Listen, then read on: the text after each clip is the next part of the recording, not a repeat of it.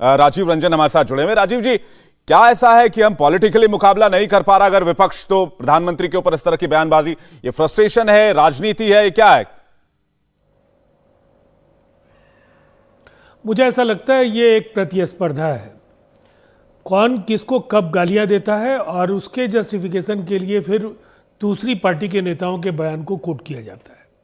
देश की दो पार्टियों के यहाँ वरिष्ठ प्रवक्ता यहाँ बैठे हैं। मैं समझता हूँ कि ऐसे लोगों को सिस्टम पर बोझ क्यों नहीं मान लिया जाता है।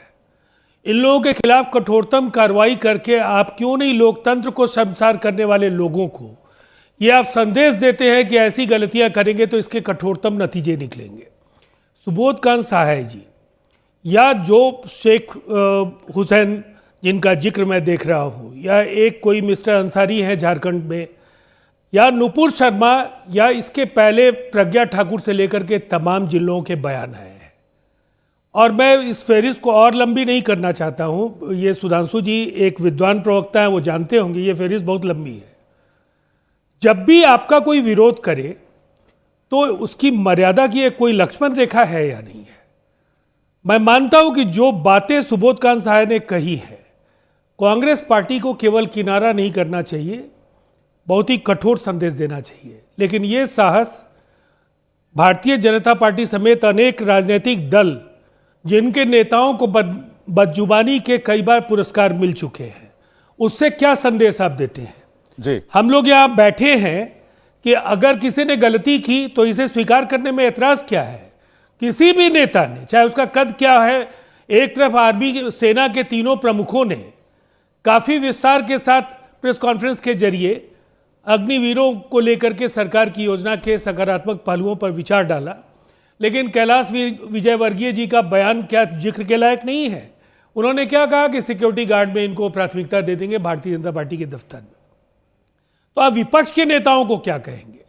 हमारा ये कहीं ना कहीं आपको एक ये तय करना पड़ेगा कि आप एक रास्ता तय कीजिए। देश ने एक अपराजय जनादेश दिया है सुधांशु जी की पार्टी को, हम साथ हैं, लेकिन ये सरकार अपने बलबूते चलाने की स्थिति में है। इनकी उदारता है कि हम लोगों को भी लेकर चल रहे हैं। यह अलग बात है कि ये विश्वास का संकट भी इसी से बढ़ा है कि आपको दूसरों की जरूरत बहुत ज्यादा नहीं रह गई है। लेकिन ये मैं मानता हूं कि ये एकदम ये महत्वपूर्ण अवसर है। जब मौत का सौदागर किसने कहा या कब किसने क्या कहा, इसके बजाय अपने अपने नेताओं को उनकी हदों में रहने के लिए आप एक जरूर कोड ऑफ कंडक्ट आप तय कीजिए। बिल्कुल, आप कह रहे हैं एक लक्ष्मण रेखा की जरूरत है, पालन नहीं करने वाले और कार्रवाई ऐसे मामलों में ऐसी होनी चाहिए कि जो नजीर बने। अजीज खान भी हमारे साथ हैं। डॉक्टर साहब, बिल्कुल लक्ष्मण रेखा की जरूरत है, ये बता रहे हैं जेडीयू के वरिष्ठ प्रवक्ता हैं राजीव रंजन जी, लेकिन ऐसे बयानों पर कार्रवाई क्यों नहीं होती? देखिए, राजीव जी ने जो बात अभी कही इसमें कोई दो राय नहीं, उन्होंने बहुत बेहतरीन बात बताई। और रही बात सुबोध कांत सहाय जी ने जो स्टेटमेंट दिया, उसको हम पूरी तरह से उसका निंदा करते हैं, क्योंकि वो मुझे नहीं लग रहा है कि उसकी कोई जगह नहीं है लोकतंत्र में। क्योंकि लोकतंत्र में अपनी बात को आप रखें, विरोध जताएं और बहुत ही मोहब्बत के साथ अपनी बात को रखनी चाहिए, पहली बात। दो तीन बातें, लेकिन अभी रागिनी नायक जी ने जो कई सारी चीजें कही वो भी समझने लायक है कि आज इसकी परंपरा बड़े स्तर पर किसने डाली है। एडीआर की रिपोर्ट को अगर आप देख लें तो 300% हेट स्पीच बढ़े हैं 2014 से। कई सारे एग्जाम्पल रागिनी नायक जी ने दिया, जर्सी गाय, 50 करोड़ की गर्लफ्रेंड और खूनी पंजा और पता नहीं क्या क्या इनके मंत्री महोदय लोगों ने कहा, गोली मारो और क्या क्या जाने। तो मकसद यह है कहने का हमारे कि आज जो हालात पैदा हुए हेट स्पीच के, उसके मुख्य तौर पर जिम्मेदार कौन है।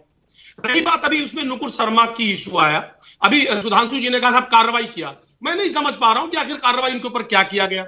कोई कार्रवाई नहीं है, सिर्फ ठंडे बस्ते में एक नाम देकर के डाल दिया गया। कोई कार्रवाई आपने नहीं किया। आप कार्रवाई करना जानते ही नहीं, बल्कि आप पुरस्कृत करते हैं। अब तमाम एग्जाम्पल हैं। आप देखिए अभी जनाब अनुराग ठाकुर साहब को देखिए कैसे प्रमोट आपने किया, दयाशंकर सिंह को आपने कैसे प्रमोट किया। कई सारे ऐसे नाम हैं जो हम बता सकते हो, मेरे ख्याल से इसमें पैनल में बैठे लोग सारे लोग जानते होंगे। लेकिन जो यहां अहम बात है वो ये है कि आप शिष्टाचार जो होनी चाहिए, जो शिष्टाचार हमारे नेताओं को दिखाना चाहिए, जिसको देख करके बहुत सारे लोग प्रभावित होते हैं, हमारे नेता आइडियल होते हैं, वो हम इस बात को क्यों नहीं फॉलो करते हैं? आखिर उस बात को हम क्यों नहीं अहमियत देते हैं? हमारा नेता ही कहीं ना कहीं जब बदजुबानी करता है, गलत स्टेटमेंट देता है, माननीय मोदी जी हमारे देश के प्रधानमंत्री हैं, उन्होंने पता नहीं कैसे कैसे शब्दों का इस्तेमाल किया। वो मुझे मेरे ख्याल से रागनी जी ने उसका जिक्र बड़ी खूबसूरती से किया है। आखिर इतने बड़े पद पर बैठे शख्स अगर ऐसी बात करते हैं और ऐसा उनकी बातों में ऐसी बातें आती हैं, तो मुझे लग रहा है उनसे बहुत सारे लोग प्रभावित होंगे।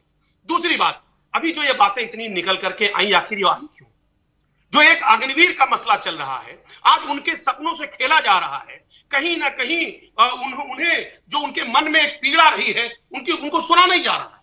और दूसरी बात, उनके अंदर एक ख्वाब रहा, वो जब पैदा हुआ बच्चा, और कहीं ना कहीं उसके दिमाग जहन में बात होती है कि हम इस मुल्क की खिदमत करेंगे। इंडिया टीवी हर वक्त हर जगह डाउनलोड करने के लिए सर्च करें India TV news Google play store या ऐप स्टोर पर।